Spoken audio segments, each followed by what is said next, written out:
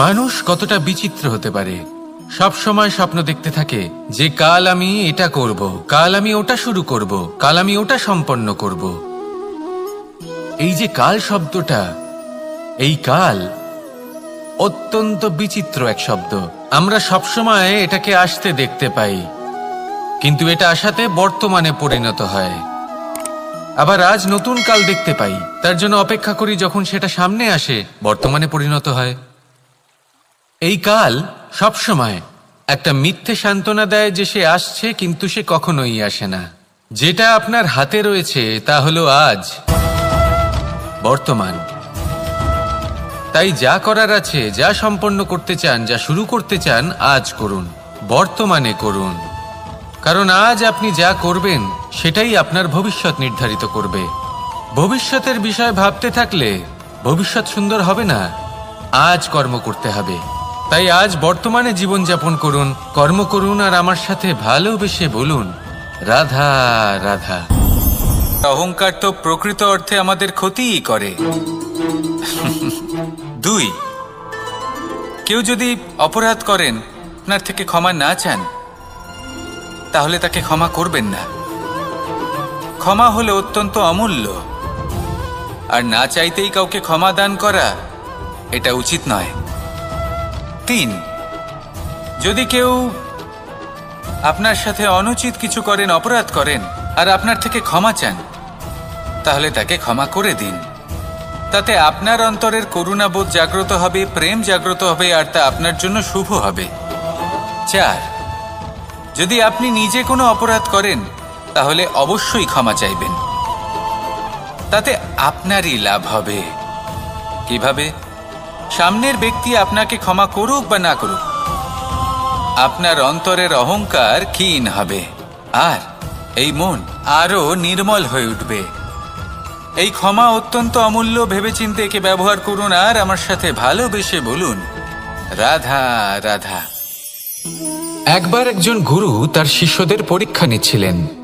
উনি ওনার প্রত্যেক শিষ্যকে একটি করে পাখি দিয়ে বললেন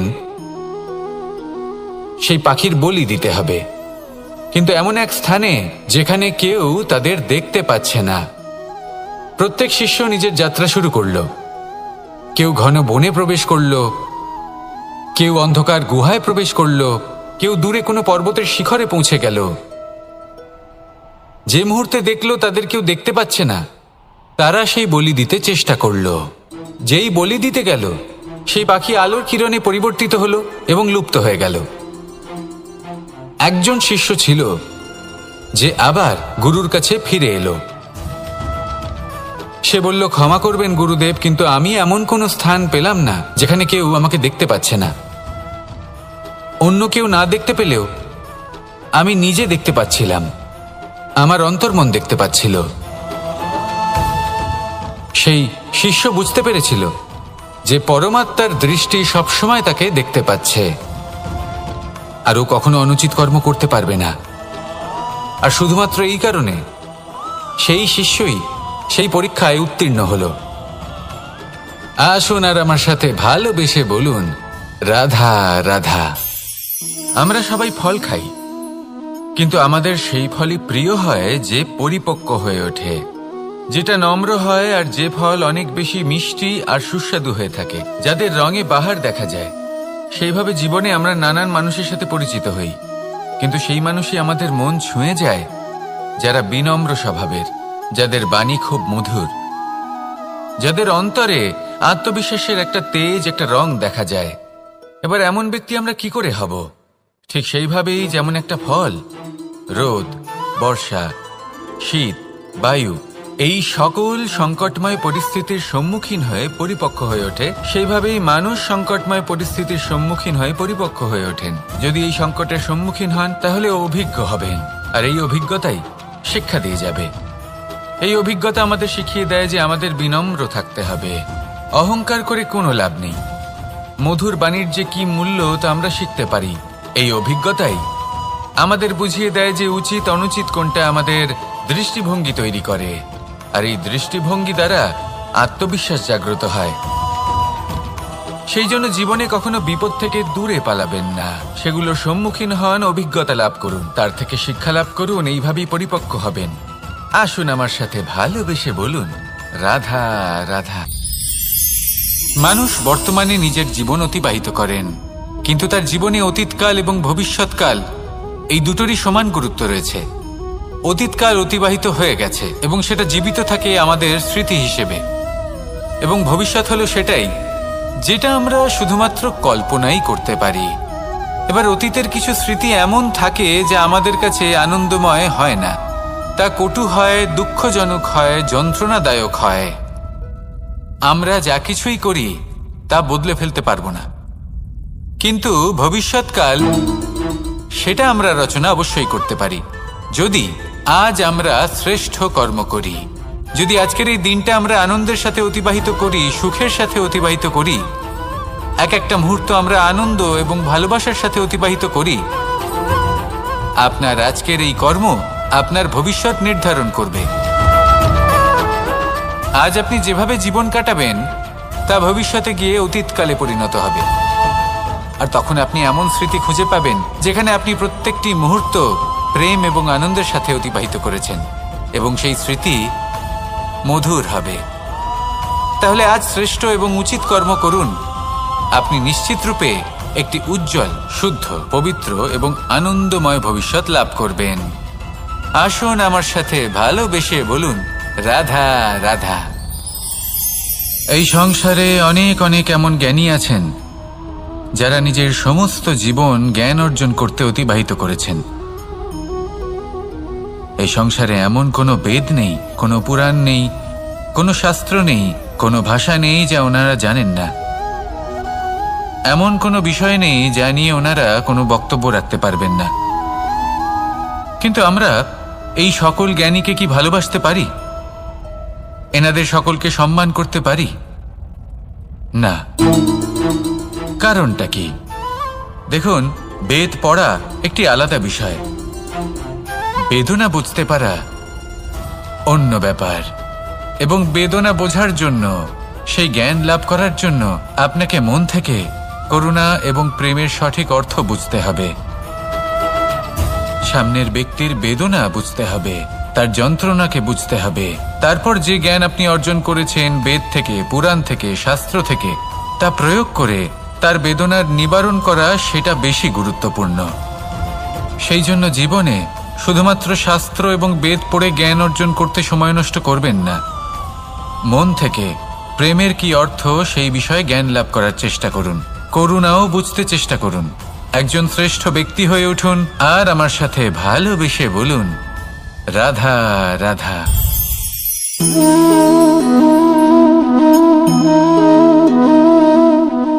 জল এই সংসারের সমস্ত প্রধান তত্ত্বের মধ্যে একটি। এই জল যে কোনো জ্বালা দূর করে, আগুনকে নিভিয়ে দেওয়ার ক্ষমতা রাখে, অবিরল অবিচল ভাবে প্রবাহিত হতে পারে, একে কেউ বাধা দিতে পারে না। এর পথে বাধা সৃষ্টি করলে নিজের পথ নিজেই খুঁজে নেবে, বা সে নিজেই নিজের পথ বানিয়ে নেবে, কিন্তু কখনো থামবে না। এই জল হলো মহান, আর এর একটা মহান গুণ আছে, এর নিজস্ব কোনো রং নেই, কিন্তু যখন মেঘ থেকে বৃষ্টিরূপে পৃথিবীতে ঝরে পড়ে তখন সমস্ত সংসারকে রঙিন করে তোলে। যেখানে খরা হয়েছে সেখানে শ্যামল করে তোলে, যে স্থান শ্যামল সেখানে ভিন্ন ভিন্ন প্রকারের পুষ্প ফুটিয়ে তোলে। এই জল, এই জলের মতন আমাদের হতে হবে। ওর যেমন কোনো রং নেই, আমাদেরও যেন কোনো অহংকার না থাকে। শুধু কর্মের এই ধারাতে বইতে থাকুন, এই সংসারের মঙ্গল করতে থাকুন, শ্রেষ্ঠ কর্ম করতে থাকুন। এই সংসারকে এটা বলার কোনো প্রয়োজন নেই যে আপনি কে। আপনি যদি কর্ম করতে থাকেন তাহলে এই সংসার নিজে থেকেই আপনার মূল্য জানতে পারবে, আর তখন এই মন প্রসন্ন হয়ে বলবে, রাধা রাধা। বড়ই অদ্ভুত ব্যাপার। তা আমাদের জীবনের অনুভূতি এবং আমাদের জীবনের লক্ষ্য এগুলি সুনিশ্চিত করে। অর্থাৎ নেত্র দিয়ে দেখা যায় আমাদের এই মুখ, তা শুধুই এই কারণে প্রয়োজন যাতে সংসার আমাদের দেখতে পায়, আমাদের চিনতে পারে। কিন্তু যদি এই সংসারে আপনি প্রকৃত অর্থে মান সম্মান লাভ করতে চান, তাহলে নিজের অন্তরাত্মাকে আপনাকে বিকশিত করতেই হবে। দেখুন, কথায় আছে এই যে অসুর, তা শারীরিকভাবে উপস্থিত নয়, তা মনের মধ্যে থাকে। যদি এই মন থেকে অসুরকে বের করে দেওয়া যায়, তাহলে শরীরে তা উপস্থিত থাকবেই না। তাই মনকে শুদ্ধ করুন আর আমার সাথে ভালোবেসে বলুন, রাধা রাধা। মানুষ যখনই একে অপরের সামনে নিজেদের হৃদয়ের ভাবনা প্রকাশ করে, তখন এক অত্যন্ত প্রভাবশালী মাধ্যম তারা ব্যবহার করে, যাকে ভাষা বলা হয়।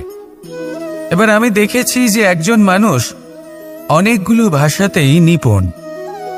আমি এটাও দেখেছি যে মানুষ অনেকগুলো ভাষায় কথা বলে, কখনো কখনো অনেক ভাষা মিলিত করে তার প্রয়োগ করে, উচিত প্রকারে তাকে ব্যবহার করে না, না সেটাকে সম্মান করে, আর না ভাষাকে শুদ্ধ রাখে।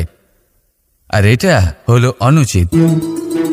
যদি ভাষাকে শুদ্ধ রাখেন, তাহলে ভাষা আপনার চরিত্রকে শুদ্ধ রাখবে, তা আপনার একাগ্রতা বাড়িয়ে তুলবে। এই প্রত্যেক ধ্বনিকে অনুভব করে যদি আপনি শব্দের উচ্চারণ করেন, ভাষাকে প্রয়োগ করেন, তাহলে আপনিও আনন্দ পাবেন, আর যিনি শুনছেন সেই ব্যক্তির কানেও মধুর শব্দ বাজবে। তাই মনে রাখবেন, যে ব্যক্তি ভাষার পবিত্রতাকে সম্মান করে, তাকে সংসারও সম্মান করে। ভাষাকে শুদ্ধ এবং পবিত্র রাখুন, তাহলে ভাষা আপনার চরিত্রকেও শুদ্ধ এবং পবিত্র রাখবে। আর এই মন সুপ্রসন্ন হয়ে বলবে, রাধা রাধা। এ হলো রামায়ণের সময়কালের কথা। সেতু নির্মাণ করার কাজ চলছিল। সমস্ত বানর সেনা এই কাজে নিযুক্ত হয়েছিলেন। বড় বড় পাথর তুলে নিয়ে এই বানর সেনা সমুদ্রে ফেলছিলেন। এই কাজ চলছিল। এমন সময় ছোট্ট একটা কাঠবিড়ালি এলো। ছোট ছোট মাটির ডেলা হাতে নিয়ে সাগরের কাছে যাচ্ছিল, আর বড় বড় পাথরের পাশে রেখে দিচ্ছিল, যথাসম্ভব সেখানে রেখে আসছিল। সারা দিন ধরে সে এই পরিশ্রম করেই যাচ্ছিল। এবার শ্রীরাম তার এই কাজ দেখতে পেলেন। সেই ছোট্ট কাঠবিড়ালিটিকে নিজের হাতে তুলে নিলেন এবং অত্যন্ত ভালোবেসে তার পিঠে হাত বুলিয়ে দিলেন। কথায় আছে যে কাঠবিড়ালির পিঠে যে দাগ আছে, সেই 3টি দাগ এসেছে শ্রীরামচন্দ্রের 3 আঙুলের থেকে। যে কাজ আপনি করছেন তাতে সমস্ত শক্তি প্রয়োগ করুন। যতটা আপনার সামর্থ্য রয়েছে, যতটা আপনার প্রতিভা রয়েছে, সম্পূর্ণভাবে উৎসর্গ করে দিন। ঠিক এমনভাবে কর্ম করুন। সেই কাঠবিড়ালি কিন্তু তাই করেছিল। সেই জন্য শ্রীরামের সাথে সেও সেই কাহিনীতে অমর হয়ে গেছিল। সম্পূর্ণ শক্তি প্রয়োগ করুন, সম্পূর্ণ সামর্থ্যের সাথে কর্ম করুন, কারণ এটাই হলো শ্রেষ্ঠ পথ কোনো কর্ম করার। আসুন আমার সাথে ভালোবেসে বলুন, রাধা রাধা। স্বরূপ, কোনো পাখিকে দেখুন, সে গাছের ডালে বসে এবং সেখানেই বিশ্রাম করে, কিন্তু পড়ে না। কেন? কারণ ওর বিশ্বাস যে যে শাখার উপরে ও বসে আছে সেটাই হলো ওর বাসস্থান। যদি আপনি বিশ্বাস করেন, তাহলে আপনি পাথরের মধ্যেও ভগবান দর্শন করতে পারবেন। আর যদি বিশ্বাস না থাকে, তাহলে যদি ভগবান সামনে দাঁড়িয়েও থাকে, তবেও আপনার বিশ্বাস হবে না। তাই বিশ্বাস করতে শিখুন। এই বিশ্বাসের আধারেই আপনি সেই সব কিছু পাবেন যা আপনি পেতে চাইছেন। আসুন আমার সাথে ভালোবেসে বলুন, রাধা রাধা। গুরু, যিনি পথ দেখান, আমাদের জীবনে অত্যন্ত গুরুত্বপূর্ণ, অত্যন্ত আবশ্যক। কিন্তু কিছু মানুষ মনে করেন যে গুরুর কোনো প্রয়োজন নেই, কারণ এই সমগ্র জ্ঞান মানুষের অন্তরেই নিহিত রয়েছে। এবার প্রশ্ন এটাই, যদি সমস্ত জ্ঞান মানুষের অন্তরে নিহিত থাকে, তাহলে গুরুর কি প্রয়োজন? আর যারা আজ পর্যন্ত গুরুকে মেনে এসেছেন, তারা কি অনুচিত করেছেন? এর উত্তর আমি আপনাকে দেব একটা উদাহরণ দ্বারা। একটা কাঠ যা জ্বলনশীল, জ্বলনের ঊর্জা তার অন্তরে নিহিত রয়েছে, কিন্তু তার জ্বলনের জন্য বাইরে থেকে একটা অনুঘটকের প্রয়োজন হয়। এই অনুঘটকই হলেন আপনার গুরু। উত্তাপ, যা একটা কাঠকে জ্বালাতে পারে, সেই উত্তাপ হলো গুরুর প্রচেষ্টা। যদি সেই গুরুই না থাকে, তার প্রচেষ্টাই না থাকে, তাহলে সেই সমস্ত জ্ঞান যা মানুষের অন্তরে নিহিত তা ব্যর্থ হয়ে যাবে।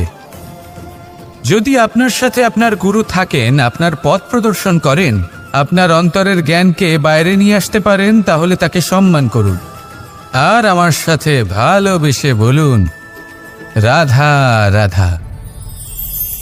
असतो मा सद्गमय, तमसो मा ज्योतिर्गमय, মৃত্যুর্মা মৃতঙ্গময়। জ্ঞান সেটাই যা অসত্য থেকে সত্যের পথে চালিত করে। প্রকাশ সেটাই যা অন্ধকার থেকে আলোর পথে নিয়ে আসে।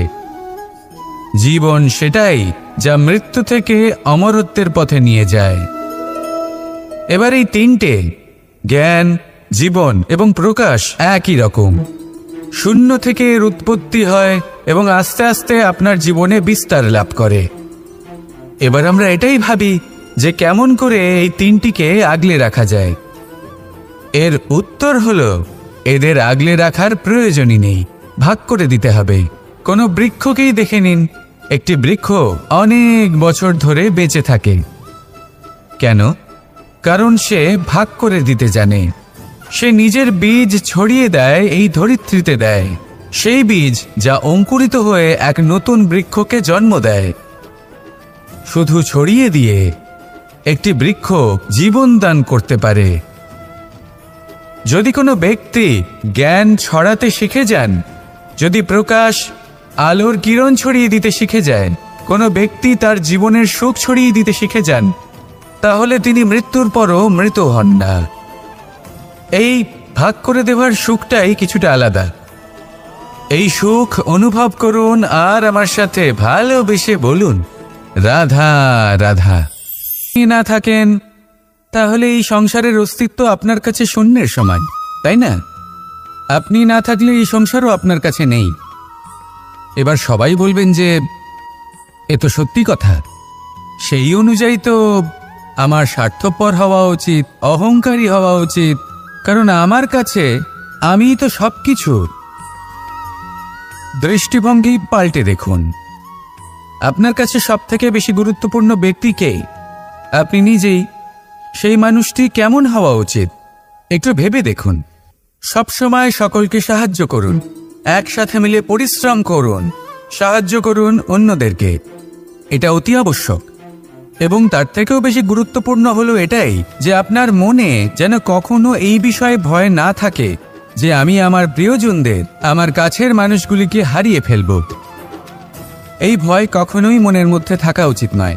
যদি ভয় থাকে তাহলে থাকুক এই বিষয়ে যে সকল মানুষ আমার জীবন থেকে, আমার থেকে দূরে চলে যাচ্ছেন, তাদের বাধা দিতে দিতে আমি যেন নিজেকেই না হারিয়ে ফেলি, নিজের অস্তিত্বকেই না হারিয়ে ফেলি, নিজের ব্যক্তিত্বকে, নিজের বিচারধারাকে, নিজের করুণার শক্তি না হারাই। তাহলে এই ভয় ত্যাগ করুন আর আমার সাথে ভালোবেসে বলুন, রাধা রাধা। এই ফল কি তা বলার কোনো প্রয়োজন নেই। এই ফল কতটা সুস্বাদু সেটাও বলার কোনো প্রয়োজন নেই। ধরুন এমন কোনো মানুষ আসলেন যিনি জানেন না এটা কোন ফল। তিনি এটা দেখে ভাববেন এ তো কাঁটার একটা গুচ্ছ মনে হচ্ছে, নিয়ে ফেলে দেবেন। সেখানে দ্বিতীয় কোনো ব্যক্তি যিনি বুঝদার, তিনি দেখবেন, ভাববেন যে প্রকৃতি এর গায়ে এত কাঁটা কেন দিয়েছে? অবশ্যই সুরক্ষার জন্য দিয়েছে, অর্থাৎ ভিতরে অবশ্যই অমূল্য কিছু রয়েছে। সেই ধরনের ব্যক্তি এই ফলের অন্তরে প্রবেশ করেন এবং এই ফলের আনন্দ উপভোগ করেন। এরকমই কিছুটা আমাদের সংসারেও আমরা দেখতে পাই। প্রত্যেক দিন আমরা নতুন নতুন মানুষের সাথে পরিচিত হই। এমন কিছু ব্যক্তি থাকেন যাদের সাথে প্রথম আলাপের পর আমাদের এটা মনে হয় যে এই ব্যক্তিকে দেখে একটু রাগী ব্যক্তি মনে হচ্ছে, বড়ই অহংকারী বোধ হচ্ছে, উদ্ধত মনে হচ্ছে। বেশিরভাগ মানুষ প্রথম আলাপের পরে তাদের সাথে দূরত্ব বজায় রাখবেন, কিন্তু যিনি বুঝদার ব্যক্তি তিনি ভাববেন যে এই ব্যক্তি এমন কেন করছেন।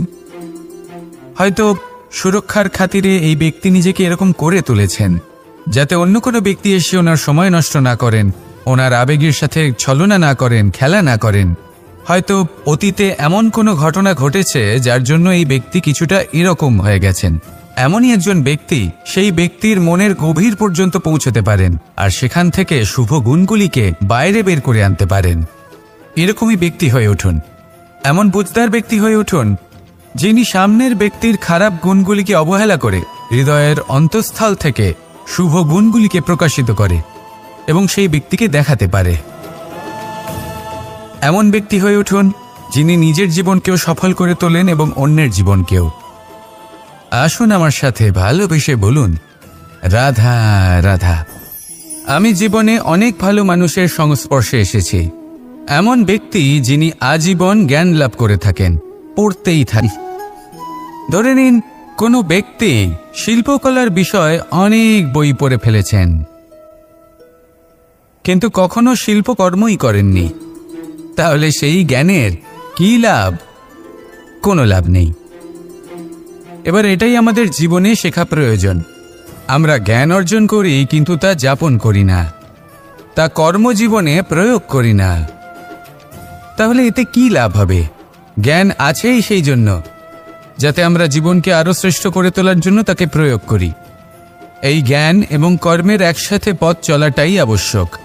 তবেই এই জ্ঞান অভিজ্ঞতায় পরিণত হবে। আর অভিজ্ঞতা দ্বারা যে জ্ঞান লাভ হয় সেটাই সবথেকে বেশি গুরুত্বপূর্ণ, সেটাই হলো সবথেকে বেশি লাভদায়ক। সেই জন্য শুধু জ্ঞান অর্জন করবেন না, তাকে প্রয়োগ করুন, তাকে কর্মজীবনে প্রয়োগ করুন, জীবনকে আরো শ্রেষ্ঠ করে তুলুন। আর আমার সাথে ভালোবেসে বলুন, রাধা রাধা। বাহ, পুষ্পের সুবাস আমার খুব ভালো লাগে। অত্যন্ত সুন্দর হয় এই পুষ্প। এইভাবে চারিদিকে পুষ্প দেখে মন আনন্দিত হয়ে ওঠে। এবার আপনারা ভেবে দেখুন, আমার চারিদিকে পুষ্প নয়, আগুন আছে। তাহলে কি হবে? আমার শরীর কি জ্বলে যাবে না? অবশ্যই জ্বলবে। শরীরকে কি আগুনের তাপ সহ্য করতে হবে না? অবশ্যই সহ্য করতে হবে। এটাই হলো প্রকৃতির নিয়ম। এই নিয়ম কিন্তু আমরা সবাই জানি, কিন্তু আমাদের মধ্যে বেশিরভাগ মানুষ এই বিভ্রান্তি নিয়ে বাঁচি যে এই যে প্রকৃতির নিয়ম তা আমার উপর প্রযোজ্য নয়। তা কিন্তু নয়। আমাদের চতুর্দিকে এই যে নিসর্গ রয়েছে, আমরা তার কতটা ক্ষতি করি সেটা একবার ভেবে দেখুন। আমরা বনাঞ্চল জ্বালিয়ে দিই, বায়ু দূষিত করি, জল দূষিত করি, প্রাণীদের হত্যা আমরা করি। কেন? এই নিসর্গ আমরা নষ্ট করি, যদিও আমরা জানি যে আমরাও হলাম এই নিসর্গেরই অংশ। এবার দেখুন, শরীরের কোনো অংশে যদি আগুন ধরান, আস্তে আস্তে সমস্ত শরীরও জ্বলে যাবে। সেইভাবেই নিসর্গ যদি নষ্ট হয়ে যায়, তাহলে মনুষ্য জাতিও নষ্ট হয়ে যাবে। তাই এই যে নিসর্গ আপনি দেখছেন, এই পুষ্প, এই বৃক্ষ, বায়ু, জল, এদের সকলকে রক্ষা করুন, নষ্ট নয়। মনে রাখবেন, যদি নিসর্গ থাকে মানুষ থাকবে, যদি নিসর্গ থাকে তাহলেই জীবন থাকবে। আসুন আমার সাথে ভালোবেসে বলুন, রাধা রাধা। আজ আমরা দুই ধরনের ব্যক্তির বিষয়ে কথা বলবো। প্রথম জন হলেন যে প্রয়োজনের থেকে অনেক বেশি পরিমাণ ধন উপার্জন করে থাকেন। তার কাছে ততটা ধন থাকে যতটা তার প্রয়োজনও নেই, তারপরেও আরো ধন উপার্জন করতে চেষ্টা করতে থাকেন। সকল সম্ভব চেষ্টা করেন, সকল সম্ভব কর্ম করেন, তা সে উচিত কর্ম হোক বা অনুচিত, তাতে তাদের কিছুই যায় আসে না। তারা শুধুই এই সংসারের সকল সুখ ভোগ করতে চান, সকল স্বাচ্ছন্দ্য লাভ করতে চান। আজীবন তারা প্রচেষ্টাই করতে থাকেন। এবার এই করতে গিয়ে তারা ভারাক্রান্ত হয়ে সমস্যার সম্মুখীন হন। এনাদের সমগ্র জীবন এই চেষ্টাতেই চলে যায়, জীবন যাপন করার বদলে। অন্যদিকে আরেকজন ব্যক্তি যিনি জানেন তার প্রয়োজন কতটুকু, আর শুধুমাত্র সেই পরিমাণ ধন অর্জন করেন, তার থেকে বেশি একটুও নয়। উনি যদি দুবেলা খেতে পান, মাথা গোজার ঠাঁই পেয়ে যান, সেটাই পর্যাপ্ত। তাতেই তিনি আনন্দে জীবন যাপন করেন, না কোনো বৃথা চিন্তা করেন, না কোনো বৃথা কষ্ট করেন। এবার আমি আপনাদের জিজ্ঞেস করব, এই দুই ব্যক্তির মধ্যে আপনি কোন ব্যক্তি হতে চাইবেন? বেশিরভাগ মানুষ এটাই বলবেন যে আমরা সেই দ্বিতীয় মানুষ হতে চাই যারা সন্তুষ্ট। কিন্তু যদি মন দিয়ে দেখেন, আপনিও সেই কর্মই করছেন যা প্রথম ব্যক্তি করেন। আপনারা সবসময় চেষ্টা করে চলেছেন, এটাও লাভ করতে হবে, ওটাও লাভ করতে হবে, আমার এটারও প্রয়োজন, ওটারও প্রয়োজন। আপনি অনেক কিছু লাভ করেছেন, কিন্তু প্রশ্ন এটাই যে আপনার কি সেই সব কিছুর প্রয়োজন রয়েছে? এর উত্তর আপনার অন্তর্মনে রয়েছে। আপনার মন জানে যে আপনার প্রয়োজন কতটুকু। সেখানে গিয়ে দেখুন। সন্তুষ্টি মানুষকে আনন্দ দেয়। মানুষ যতটা সন্তুষ্ট হবে ততটাই সে আনন্দ লাভ করবে। এবার আপনাকে এই সিদ্ধান্ত নিতে হবে যে আপনি কখন আর কোথায় সন্তুষ্টি লাভ করবেন, কত কিছু লাভ করার পরে সন্তুষ্ট হবেন। এই উত্তর আপনি মন থেকে পাবেন। এই সমাজের চাহিদায় জড়িয়ে নিজেকে বিভ্রান্ত করবেন না। নিজের অন্তরের এই মিথ্যে অহংবোধকে প্রশ্রয় দিতে গিয়ে যদি আপনি এরকম কাজ করতে থাকেন, তাহলে জীবনযাপন কখন করবেন?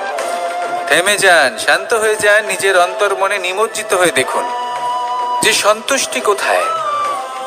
এই সন্তুষ্টি লাভ করুন। এই মন প্রসন্ন হয়ে বলবে, রাধা রাধা। যত শক্তিশালী এই মন, তত শক্তিশালী এই শরীরও। এই যে আমাদের শরীর, এটা আসলে কি? এ হলো একটা রথের মতো। আর একটা রথ ততক্ষণ চলতে পারবে না যতক্ষণ না তাকে কোনো সারথি চালাবে। এই মন হলো শরীরের সারথি। এবার ভাবুন, যদি এই সারথি শক্তিহীন হয়, দুর্বল হয়, তাহলে এই রথের কি হবে? এটা উচিত পথে চলতে পারবে না, উচিত গতিতে চলতে পারবে না, মন মতো স্থানে এটা পৌঁছতেও পারবে না। সেই জন্য মনের শক্তি অত্যন্ত প্রয়োজনীয়। এবার মনের শক্তি আমরা কোথা থেকে লাভ করি? দৃঢ়তার শক্তি থেকে। এবার এই শক্তি আমরা কিভাবে বাড়াতে পারি? আমরা প্রতিদিন কিছু নতুন স্থির করি, কিছু ছোট, কিছু বড়। আর যেই আমরা নতুন কিছু পূর্ণ করি, আমাদের মনের শক্তি বেড়ে যায়।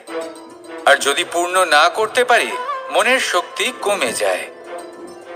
একটা দেওয়ালের মতো ছোট ছোট ছোট ছোট শিলা আমরা একটার পর একটা স্থাপন করে একটা দেওয়াল তৈরি করি। এতগুলো পাথর যখন একত্রিত হয়ে যায়, তখন এমন এক দেওয়াল তৈরি হয় যাকে ভাঙা প্রায় অসম্ভব হয়ে দাঁড়ায়। সেরকমই হয় মন এবং দৃঢ়তা। ছোট ছোট কাজ করে নিজের লক্ষ্য পূর্ণ করুন।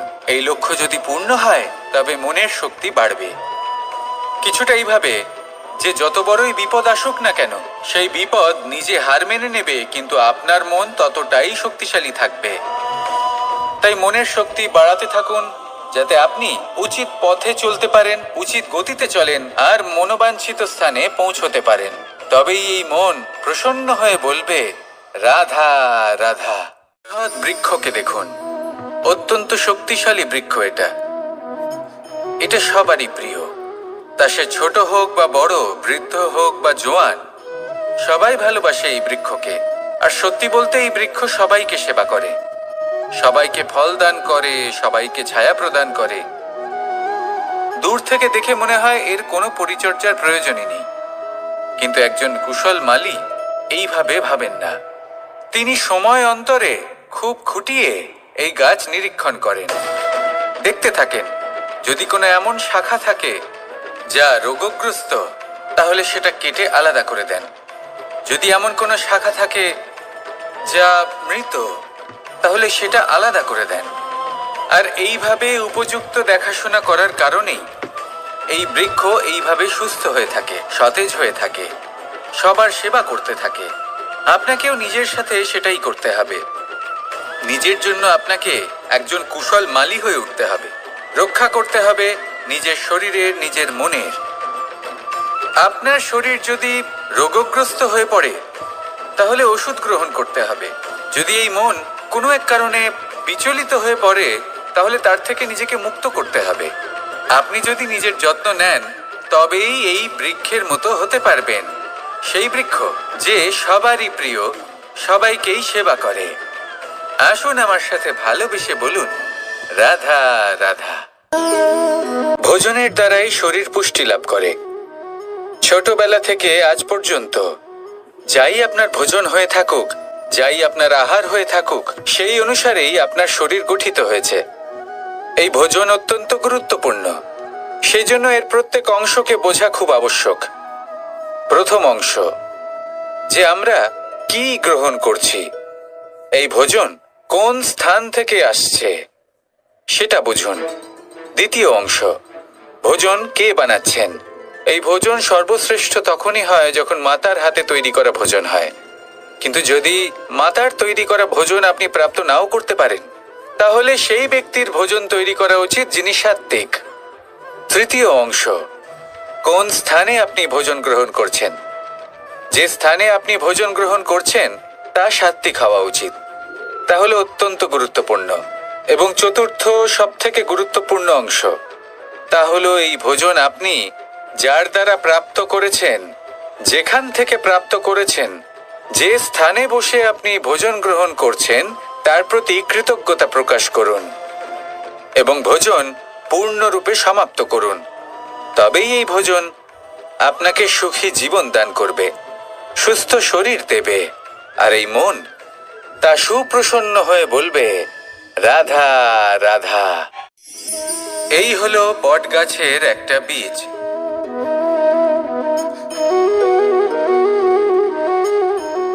চলুন এটা রোপণ করা যাক। একটু জল দেওয়া যাক। এবার এখানে একটা বিশাল বটবৃক্ষ উৎপন্ন হবে। কিন্তু কিভাবে? এতে কে সাহায্য করবে? এটা সম্ভব কে করে দেখাবে? প্রকৃতি। আগে হ্যাঁ, এই সংসারে যা কিছু উৎপন্ন হয়, যা কিছু নষ্ট হয়, তার জন্য প্রকৃতি দায়ী হন। এই প্রকৃতির কারণেই তো রৌদ্র আসে, প্রকৃতির কারণেই বৃষ্টি হয়, জল পাওয়া যায়। তার কারণেই এই বটের বীজ তা এক বিশাল বটবৃক্ষে পরিণত হবে। কিন্তু একজন মানুষকে দেখুন, মানুষ বলবে এই বৃক্ষে আমার অধিকার রয়েছে। কেন? কারণ আমি এই বীজ বপন করেছি। এবার সমস্ত কাজ প্রকৃতি করবে আর সমস্ত শ্রেয় মানুষ নিয়ে যাবে। এটা কি উচিত? কখনোই নয়। এবার এর উত্তর প্রকৃতিতেই লুকোনো আছে। কখনো কোনো পাখিও এই বীজ রোপণ করে, সেখানে বৃক্ষ উৎপন্ন হয়, তাতে ফল আসে, সেই পাখি সেই ফল খায়, কিন্তু সেখানকার বাকি পাখি এবং প্রাণীদের সেই ফল খেতে বারণ করে না। সেই বৃক্ষের উপর নিজের অধিকার প্রমাণ করতে চেষ্টা করে না, সবার মধ্যে ভাগ করে দেয়। আর এটাই আমাদেরও করা উচিত। যা প্রকৃতি থেকে আসছে তা আবার প্রকৃতিতেই ফিরে যেতে দিন। এটা অত্যন্ত প্রয়োজনীয়। পাখিদের মতো হতে চেষ্টা করুন, তবেই আপনার এই মন আকাশে উড়তে থাকবে আর সুপ্রসন্ন হয়ে বলবে, রাধা রাধা। কোকিলের ডাক শুনে আমার মন প্রফুল্ল হয়ে ওঠে। কোকিল হলো আমার অত্যন্ত প্রিয়। এরকমই আরো একটা পাখি আছে, কাক। একদিকে কাক, অন্যদিকে কোকিল। এদের মধ্যে বেশি পার্থক্য নেই, কিন্তু কোকিলের কণ্ঠ শুনে সবার মন প্রফুল্ল হয়ে ওঠে। কোকিল যখন সামনে আসে তখন মন শান্ত হয়ে যায়। যখন কাক সামনে আসে তখন মানুষ দূরে পালিয়ে যায়। এমন কেন হয়? কারণ হলো বাণী। কোকিলের বাণী অত্যন্ত মিষ্টি, অত্যন্ত মধুর। সেখানেই কাকের বাণী অত্যন্ত কর্কশ শোনায়, আর কর্কশ বাণী শোনা কেউ পছন্দ করেন না। আপনি নিজেকে জিজ্ঞেস করুন, কোনো ব্যক্তি আপনার সাথে কথা বললে তার বাণী মধুর হলে আপনার ভালো লাগে, আর যদি কর্কশ হয় তার থেকে দূরে চলে যেতে ইচ্ছে করে। তাই নিজের বাণীও এইভাবেই মধুর রাখুন, মিষ্টি রাখুন। এ আমারও খুব প্রিয়। আর এটা তখন হয় যখন মনে প্রেম থাকে। মনের মধ্যে প্রেম জাগ্রত করুন, বাণী নিজে থেকেই মধুর হয়ে যাবে। আর কৃষ্ণ নিজে থেকে আপনার কাছে আসবে আর আপনার সাথে বলবে, কি রাধা রাধা। এটা হলো ধান গাছ। এর থেকে যে চাল উৎপন্ন হয় তা মানুষ গ্রহণ করেন। আর এটা কি? এ হলো জংলি ঘাস। একবার ভেবে দেখুন, যদি এই জংলি ঘাস ধান গাছের আশেপাশে থাকে তাহলে কি হবে? ধান উৎপন্ন হতে পারবে? তা উৎকৃষ্ট হতে পারবে? আমরা কি তা গ্রহণ করতে পারবো? কখনোই নয়। এই জংলি ঘাস ধানকে নষ্ট করে দেবে, কিন্তু নিজে জীবিত থাকবে। এটাই হলো আজকের শিক্ষা। এই সংসারে যদি আপনি নীতির পথে চলতে চান, উচিত কর্ম করতে চান, সংসারকে সেবা করতে চান, তাহলে জংলি ঘাসের মতো ব্যক্তিদের থেকে সবসময় দূরে থাকতে হবে। সেই ব্যক্তি যারা দুর্নীতি এবং মিথ্যা দ্বারা পরিপূর্ণ, যাদের ব্যবহার অশুভ, যাদের অনেক অশুভ গুণ রয়েছে, তারা সঠিক নয়। সেই সকল ব্যক্তি যাদের চরিত্র অত্যন্ত দুষ্ট হয়, তারা হয় শুভ চরিত্রের ব্যক্তিকে একদম নষ্ট করে দেয়, নয় নিজের মতো বানিয়ে তোলে। তাই যদি আপনি নীতির পথে চলতে চান, এই সংসারের জন্য শুভ কর্ম করতে চান, তাহলে সেই সঙ্গ লাভ করুন যে সঙ্গ জ্ঞানে পরিপূর্ণ, যাদের মধ্যে অনেক গুণ আছে, যাদের থেকে প্রতিদিন কিছু শিখতে পারবেন। এমন ব্যক্তির সাথে জীবন অতিবাহিত করুন। দুরাচারীদের থেকে দূরে থাকুন। তবেই এই মন প্রসন্ন হয়ে বলবে, রাধা রাধা। আমাদের গৃহে অনেক কক্ষ রয়েছে, কিন্তু এমন কি আছে যে একটাই থাকে? আমাদের গৃহের দ্বার। এমন কেন হয়? অনেক দ্বার তো থাকতেই পারে। ভেবে দেখুন, একটা বিশাল ভবন রয়েছে, তার চতুর্দিকে অনেক দ্বার আছে। ভালোই হবে, যাতায়াত করতে সুবিধা হবে, কিন্তু এমন আমরা কেন করি না? এবার আপনি বলবেন যে এটার উত্তর তো সহজ। যতগুলো দ্বার থাকবে ততজন দ্বারপালও থাকবে। কে কখন কোথা থেকে আসবে, কোথায় চলে যাবে, সেদিকে খেয়াল থাকবে না। চুরির সম্ভাবনাও বেড়ে যাবে। যাক, এই বিষয় অন্তত আপনি বোঝেন। সেই জন্য আপনার গৃহে একটাই দ্বার রয়েছে। কিন্তু আপনার মনের বিষয় কি জানেন? আপনার মনেও কি কোনো দ্বার আছে? নেই? তার মানে যে কোনো ব্যক্তি যেখান থেকে খুশি আসতে পারে, আর আপনার মনে যা খুশি প্রবেশ করিয়ে চলে যেতে পারে। কোনো বাধার সম্মুখীন না হয়ে কোনো ব্যক্তি আপনার মনে যা কিছু প্রবেশ করিয়ে চলে যাবে, তা সে আমাদের পক্ষে শুভ হোক, অশুভ হোক, বা যতই ঘাতক হোক না কেন। সেই ভাবনা হতে পারে বাসনাময়, ক্রোধে পরিপূর্ণ, মতভেদে পরিপূর্ণ, বিদ্বেষ বা অহংকারে পরিপূর্ণ, বা কোনো ব্যর্থ ভাবনা হতে পারে। বিশ্বের যে কোনো ভাবনা মনে এসে বসবাস করতে পারে। এবার মনে যা ভাবনা থাকবে, মন সেটাই অনুভব করবে। নেতিবাচক ভাবনা যদি মনে ঘর করে, মন সুখ অনুভব কি করে করবে? সেই জন্য আবশ্যক হলো মনের মাঝে ইতিবাচক সত্তার দ্বার গড়ে তোলা। অর্থাৎ কোনো ভাবনা যদি আসে এবং ইতিবাচক হয়, তাহলে তাকে মনে প্রবেশ করতে দিন।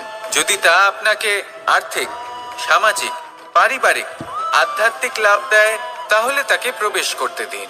যদি না দেয়, যদি তা নেতিবাচক ভাবনা হয়, তাকে দ্বার থেকেই আবার ফিরিয়ে দিন। যত শুভ চিন্তায় থাকবে এই মন, ততই শুভ হবে আপনার জীবন। আর এই মন সুপ্রসন্ন হয়ে বলবে, রাধা রাধা। মানুষ ছোট হোক বা বড়, রাজা হোক বা দরিদ্র, সমস্ত মানুষের মধ্যে একটা সামঞ্জস্য থাকে। সমস্ত মানুষের কাছে তার প্রশংসা অত্যন্ত গুরুত্বপূর্ণ। সে খুবই প্রসন্ন হয় যদি আপনি তার প্রশংসা করেন। কিন্তু আপনি যদি তাকে এটা বলেন যে এটা তোমার ভুল ছিল, তোমার কিছু খামতি ছিল, তখন সেটা সে মানতে রাজিই থাকে না। সব মানুষ এটা শুনতে পছন্দ করে যে সে যেটা করেছে সেটাই সর্বোত্তম। এবার আমি আপনাকে একটা কথা বলি। এই হলো নিন্দা, এই হলো প্রশংসা, আর এই হলো সত্য, যা সবার থেকে উচ্চস্থানীয়। সেই জন্য মানুষ আয়না দেখে। আয়না তাকে তার সৌন্দর্য দেখায় না, তাকে দেখায় যা সত্য, যাতে মানুষ আরও সুন্দর হওয়ার চেষ্টা করতে থাকে। তাই আয়না অত্যন্ত গুরুত্বপূর্ণ সত্যকে জানার জন্য। জীবনে নিন্দুকের মাহাত্ম্য প্রশংসকের মাহাত্ম্যের থেকে অনেক বেশি। কেন? কারণ তারা আপনাকে আপনার খামতি দেখায়, আপনার ভুলগুলো বুঝিয়ে দেয়, আপনাকে একটা সুযোগ দেয় নিজেকে শুধরে নিতে। নিজেকে আরো শ্রেষ্ঠ করে তুলতে, যা প্রশংসক করতে পারে না। তাই জীবনে যদি কখনো নিন্দা করা হয়, তাকে ভালোবেসে গ্রহণ করুন, ধন্যাত্মক রূপে গ্রহণ করুন। যদি নিজেকে কোনো শিক্ষা দেওয়া সম্ভব হয় তাহলে অবশ্যই দিন। দেখবেন মন প্রসন্ন হয়ে বলবে, রাধা রাধা। জীবনে কখনো সাফল্য আসে, আবার কখনো অসফলতা, কখনো আশা পাওয়া যায়, কখনো নিরাশা, কখনো জয় লাভ করি, আবার কখনো পরাজয়। এর পেছনের কারণটা জানা অত্যন্ত প্রয়োজনীয়। যদি আমি পরাজয়ের কথা বলি, যখনই আমরা পরাজয় লাভ করি আমরা ভাবতে থাকি যে এমন কেন হলো? আমাদের শত্রু কি বেশি শক্তিশালী ছিল, নাকি আমাদের নীতিতে কোনো খামতি ছিল?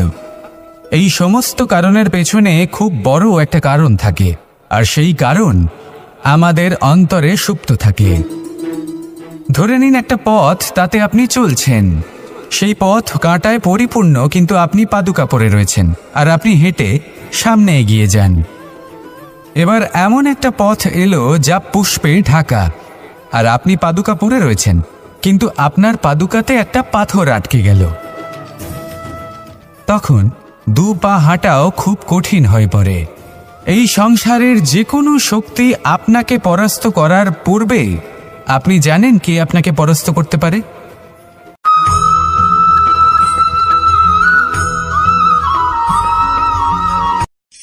অগ্নি, চতুর্থ তত্ত্ব, সব থেকে বেশি গুরুত্বপূর্ণ, কিন্তু তার থেকেও বেশি ভয়াবহ।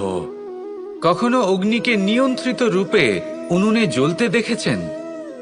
এই অগ্নি আমাদের খাবার বানাতে সাহায্য করে, যা আমাদের শক্তি প্রদান করে।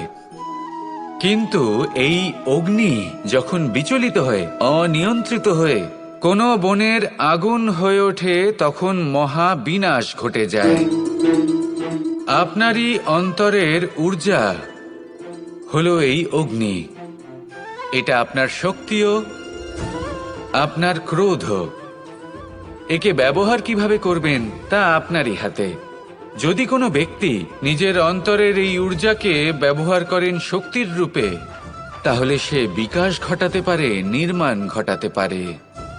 কিন্তু যদি কোনো ব্যক্তি তার অন্তরের ঊর্জাকে বিধ্বংসী অস্ত্র বানিয়ে ফেলেন, তাহলে নিশ্চিত রূপে মহা বিনাশ ঘটতে পারে, যাতে বিনাশ তারও অবশ্যই হবে। অনেক বছর পূর্বে এমনই এক আগুনের দ্বারা এই সুন্দর পৃথিবীর নির্মাণ হয়েছিল, আর অনেক বছর পূর্বে এমন এক আগুনেই সমস্ত জীব এবং সংসার বিলুপ্ত হয়ে গেছিল। এবার আপনি আপনার অন্তরের ঊর্জা দ্বারা বিনাশ ঘটাতে চান নাকি নির্মাণ ঘটাতে চান, সেই সিদ্ধান্ত আপনারই। আসুন আমার সাথে ভালোবেসে বলুন, রাধা রাধা। असतो मा सद्गमय, तमसो मा ज्योतिर्गमय, মৃত্যুর্মা মৃতঙ্গময়। জ্ঞান সেটাই যা অসত্য থেকে সত্যের পথে চালিত করে। শুনতে পছন্দ করে যে সে যেটা করেছে সেটাই সর্বোত্তম। এবার আমি আপনাকে একটা কথা বলি, এ হলো নিন্দা, এ হলো প্রশংসা, আর এই হলো সত্য, যা সবার থেকে উচ্চস্থানীয়। সেই জন্য মানুষ আয়না দেখে। আয়না তাকে তার সৌন্দর্য দেখায় না, তাকে দেখায় যা সত্য, যাতে মানুষ আরো সুন্দর হওয়ার চেষ্টা করতে থাকে। তাই আয়না অত্যন্ত গুরুত্বপূর্ণ সত্যকে জানার জন্য। জীবনে নিন্দুকের মাহাত্ম্য প্রশংসকের মাহাত্ম্যের থেকে অনেক বেশি। কেন? কারণ তারা আপনাকে আপনার খামতি দেখায়, আপনার ভুলগুলো বুঝিয়ে দেয়, আপনাকে একটা সুযোগ দেয় নিজেকে শুধরে নিতে, নিজেকে আরো শ্রেষ্ঠ করে তুলতে, যা প্রশংসক করতে পারে না। তাই জীবনে যদি কখনো নিন্দা করা হয়, তাকে ভালোবেসে গ্রহণ করুন, ধন্যাত্মক রূপে গ্রহণ করুন। যদি নিজেকে কোনো শিক্ষা দেওয়া সম্ভব হয় তাহলে অবশ্যই দিন। দেখবেন মন প্রসন্ন হয়ে বলবে, রাধা রাধা। পুরুষার্থ। শাস্ত্রে 4 ধরনের পুরুষার্থের কথা বলা হয়েছে। প্রথম হলো ধর্ম। আপনি কি জানেন এই ধর্ম আসলে কি? আপনার কি মনে হয় ধর্ম আসলে কি? কোনো বিশেষ ঈশ্বরকে মানাই কি ধর্ম বলা হয়, নাকি কোনো বিশেষ রীতি পালন করাই হলো ধর্ম, নাকি কোনো বিশেষ সাহিত্যকে সর্বশ্রেষ্ঠ মনে করাই হলো ধর্ম? না, ধর্ম হলো সেটা যাকে ধারণ করা যেতে পারে, আর ধারণ শুধু সেটাই করা যায় যা পবিত্র। পবিত্র শুধু তাকেই বলা হয় যা নিঃস্বার্থ, যার মধ্যে শাসন করার কোনো ইচ্ছে নেই, যা সরলভাবেই প্রবাহমান, জল এবং বায়ুর মতো। যখন কোনো ব্যক্তি ধর্মকে ধারণ করেন এবং সেই ধর্ম সেই ব্যক্তিকে রক্ষা করে, তখন তাকে ধর্ম বলা হয়। ধর্ম যা রক্ষা করে অহংকার থেকে, খারাপ চিন্তার হাত থেকে। সেই জন্য পুরুষার্থ গড়ে তোলার আগে, ধর্ম পালন করার আগে ধর্মের প্রকৃত অর্থ কি সেটা বুঝে নিন। এটা জেনে রাখুন যে সমস্ত ধর্মের আধার, সমস্ত ধর্মের ভিত শুধুমাত্র ভালোবাসা। আসুন আর এই ভালোবাসার সাথেই বলুন রাধা রাধা। মানুষ ছোট হোক বা বড়, রাজা হোক বা দরিদ্র, সমস্ত মানুষের মধ্যে একটা সামঞ্জস্য থাকে। সমস্ত মানুষের কাছে তার প্রশংসা অত্যন্ত গুরুত্বপূর্ণ। সে খুবই প্রসন্ন হয় যদি আপনি তার প্রশংসা করেন, কিন্তু আপনি যদি তাকে এটা বলেন যে এটা তোমার ভুল ছিল, তোমার কিছু খামতি ছিল, তখন সেটা সে মানতে রাজিই থাকে না। সব মানুষ এটা শুনতে পছন্দ করে যে সে যেটা করেছে সেটাই সর্বোত্তম। এবার আমি আপনাকে একটা কথা বলি, এই হলো নিন্দা, এই হলো প্রশংসা, আর এই হলো সত্য, যা সবার থেকে উচ্চস্থানীয়। সেই জন্য মানুষ আয়না দেখে। আয়না তাকে তার সৌন্দর্য দেখায় না, তাকে দেখায় যা সত্য, যাতে মানুষ আরও সুন্দর হওয়ার চেষ্টা করতে থাকে। তাই আয়না অত্যন্ত গুরুত্বপূর্ণ সত্যকে জানার জন্য। জীবনে নিন্দুকের মাহাত্ম্য প্রশংসকের মাহাত্ম্যের থেকে অনেক বেশি। কেন? কারণ তারা আপনাকে আপনার খামতি দেখায়, আপনার ভুলগুলো বুঝিয়ে দেয়, আপনাকে একটা সুযোগ দেয় নিজেকে শুধরে নিতে, নিজেকে আরো শ্রেষ্ঠ করে তুলতে, যা প্রশংসক করতে পারে না। তাই জীবনে যদি কখনো নিন্দা করা হয়, তাকে ভালোবেসে গ্রহণ করুন, ধন্যাত্মক রূপে গ্রহণ করুন। যদি নিজেকে কোনো শিক্ষা দেওয়া সম্ভব হয় তাহলে অবশ্যই দিন। দেখবেন মন প্রসন্ন হয়ে বলবে রাধা রাধা। জীবনে কখনো সাফল্য আসে, আবার কখনো অসফলতা, কখনো আশা পাওয়া যায়, কখনো নিরাশা, কখনো জয় লাভ করি, আবার কখনো পরাজয়। এর পেছনের কারণটা জানা অত্যন্ত প্রয়োজনীয়। যদি আমি পরাজয়ের কথা বলি, যখনই আমরা পরাজয় লাভ করি আমরা ভাবতে থাকি যে এমন কেন হলো? আমাদের শত্রু কি বেশি শক্তিশালী ছিল, নাকি আমাদের নীতিতে কোনো খামতি ছিল? এই সমস্ত কারণের পেছনে খুব বড় একটা কারণ থাকে, আর সেই কারণ আমাদের অন্তরে সুপ্ত থাকে। ধরে নিন একটা পথ, তাতে আপনি চলছেন, সেই পথ কাঁটায় পরিপূর্ণ, কিন্তু আপনি পাদুকা পরে রয়েছেন আর আপনি হেঁটে সামনে এগিয়ে যান। এবার এমন একটা পথ এলো যা পুষ্পে ঢাকা, আর আপনি পাদুকা পরে রয়েছেন, কিন্তু আপনার পাদুকাতে একটা পাথর আটকে গেল। তখন দু পা হাঁটাও খুব কঠিন হয়ে পড়ে। এই সংসারের যে কোনো শক্তি আপনাকে পরাস্ত করার পূর্বে আপনি জানেন কি আপনাকে পরাস্ত করতে পারে? আপনার অন্তরের দুর্বলতা, আপনার অন্তরের সেই সুপ্ত শত্রু। আর সেই জন্য ইতিবাচক মনোভাব গুরুত্বপূর্ণ হয়ে পড়ে। ভালো মানুষদের সাথে থাকুন, সৎসঙ্গে থাকুন, বন্ধুত্ব করুন, ভালোবাসুন। এই ভালোবাসা এত শক্তিশালী এক অস্ত্র যাকে ব্রহ্মাস্ত্র পরাস্ত করতে পারে না। এই সমস্যারূপী পাথর কিছুই নয়। আসুন আমার সাথে ভালোবেসে বলুন রাধা রাধা। মানুষের দুটো রূপ রয়েছে, এক আমাদের এই মুখ যা শুধুই চোখে দেখা যায়, আর দ্বিতীয় আমাদের এই মন যা শুধুমাত্র অন্তরাত্মা দ্বারা দেখা যায়। এবার আমাদের এই মুখ তা ঈশ্বর সকলকেই আগে থেকেই প্রদান করেছেন, কিন্তু এই মন কেমন হবে তা আমাদের জীবনের অনুভূতি এবং আমাদের জীবনের লক্ষ্য এগুলি সুনিশ্চিত করে। অর্থাৎ নেত্র দিয়ে দেখা যায় আমাদের এই মুখ, তা শুধুই এই কারণে প্রয়োজন যাতে সংসার আমাদের দেখতে পায়, আমাদের চিনতে পারে। কিন্তু যদি এই সংসারে আপনি প্রকৃত অর্থে মান সম্মান লাভ করতে চান, তাহলে নিজের অন্তরাত্মাকে আপনাকে বিকশিত করতেই হবে। দেখুন, কথায় আছে এই যে অসুর, তা শারীরিকভাবে উপস্থিত নয়, তা মনের মধ্যে থাকে। যদি এই মন থেকে অসুরকে বের করে দেওয়া যায়, তাহলে শরীরে তা উপস্থিত থাকবেই না। তাই মনকে শুদ্ধ করুন আর আমার সাথে ভালোবেসে বলুন, রাধা রাধা।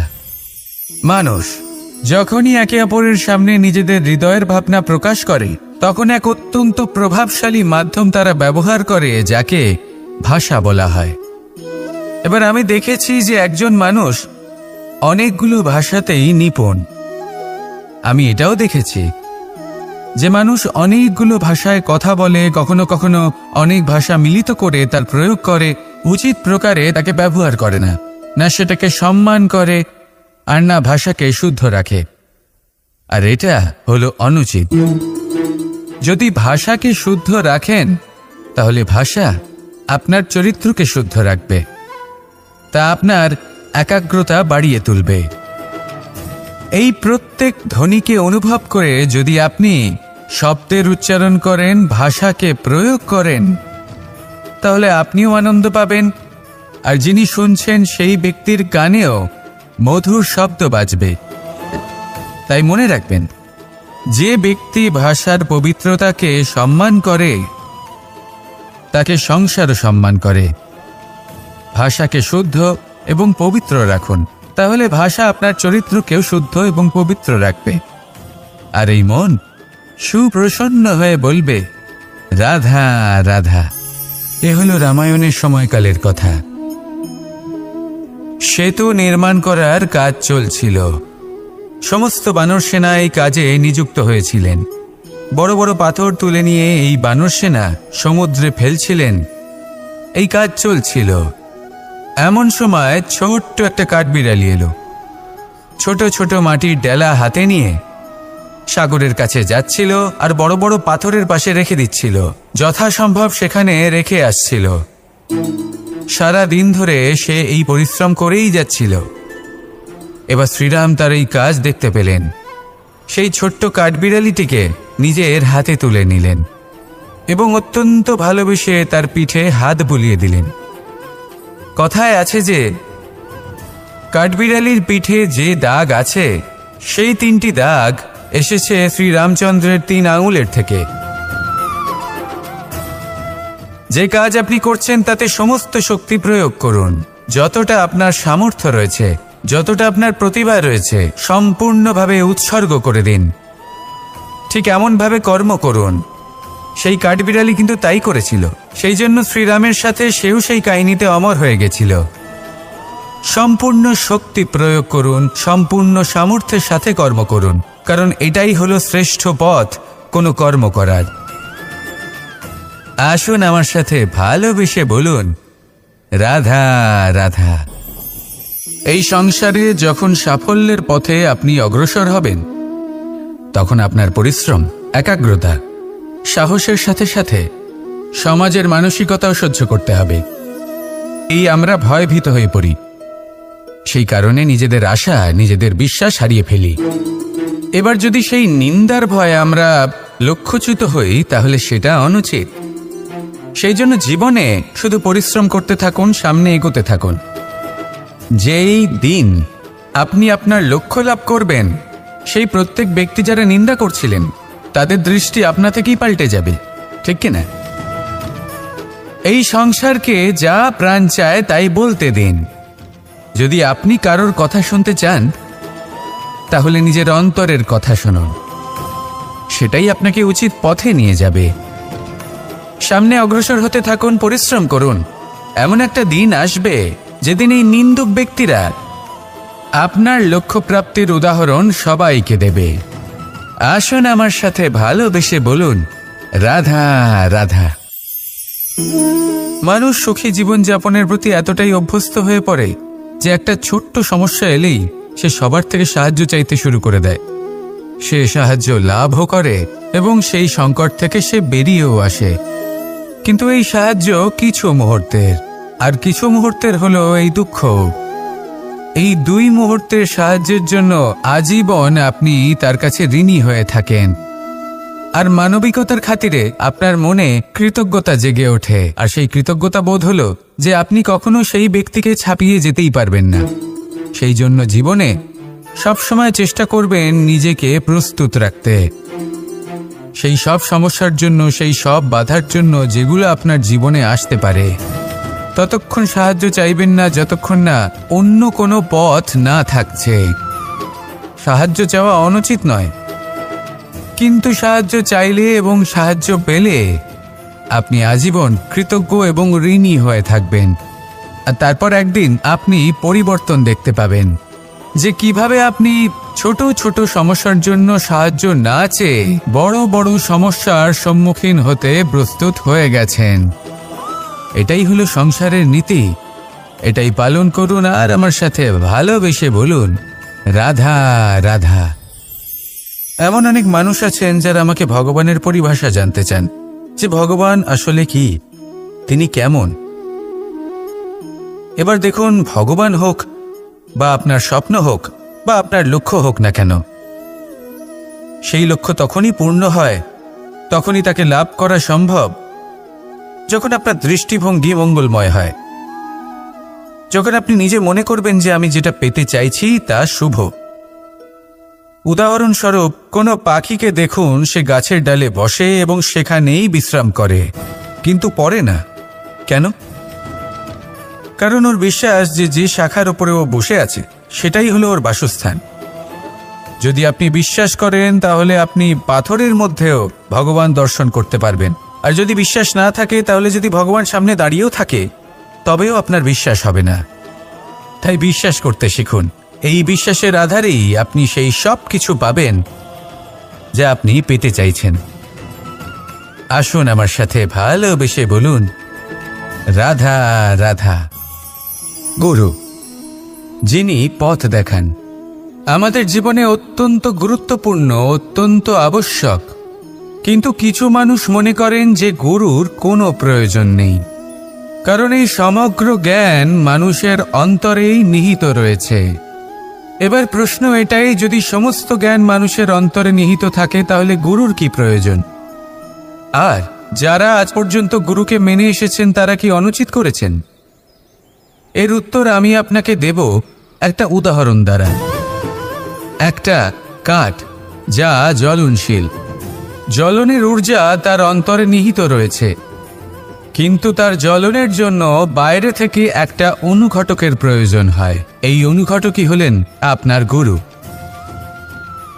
উত্তাপ যা একটা কাঠকে জ্বালাতে পারে, সেই উত্তাপ হলো গুরুর প্রচেষ্টা। যদি সেই গুরুই না থাকে, তার প্রচেষ্টাই না থাকে, তাহলে সেই সমস্ত জ্ঞান যা মানুষের অন্তরে নিহিত তা ব্যর্থ হয়ে যাবে। যদি আপনার সাথে আপনার গুরু থাকেন, আপনার পথ প্রদর্শন করেন, আপনার অন্তরের জ্ঞানকে বাইরে নিয়ে আসতে পারেন, তাহলে তাকে সম্মান করুন আর আমার সাথে ভালোবেসে বলুন, রাধা রাধা। असतो मा सद्गमय, तमसो मा ज्योतिर्गमय, मृत्युर्मा मृतंगमय। ইনি কি মূল্য প্রদান করেন? প্রহার সহ্য করেন। আমরা এই ধরিত্রীতে প্রহার করে মাটি খুঁড়ে তাতে বীজ বপন করি, তবেই আমরা অন্ন লাভ করি, তবেই ফসল পাই। জীবনে যদি আপনাকে সফল হতে হয়, সম্মান পেতে হয়, যশ পেতে হয়, তাহলে আপনাকে মূল্য দিতেই হবে।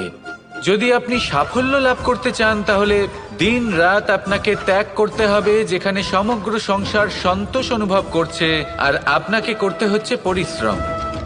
যদি আপনি সম্মান প্রাপ্ত করতে চান, তাহলে আপনাকে সেই সুখ ত্যাগ করতে হবে যা সবার কাছে রয়েছে। যদি আপনি যশ লাভ করতে চান, তাহলে নিজের অন্তরকে মেরে ফেলা আপনাকে শিখতে হবে, তবেই আপনি যশ লাভ করবেন। জীবনে শুধুমাত্র ধন মূল্যবান নয়, কিন্তু এই যে মূল্যের কথা আমি বলছি, সেটা যদি আপনি দিতে পারেন, তাহলে নিশ্চিত রূপে এটা আপনাকে আরো মূল্যবান করে তুলবে। নিশ্চিত রূপে গড়ে তুলবে। তাহলে এটাই করুন আর আমার সাথে ভালোবেসে বলুন, রাধা রাধা।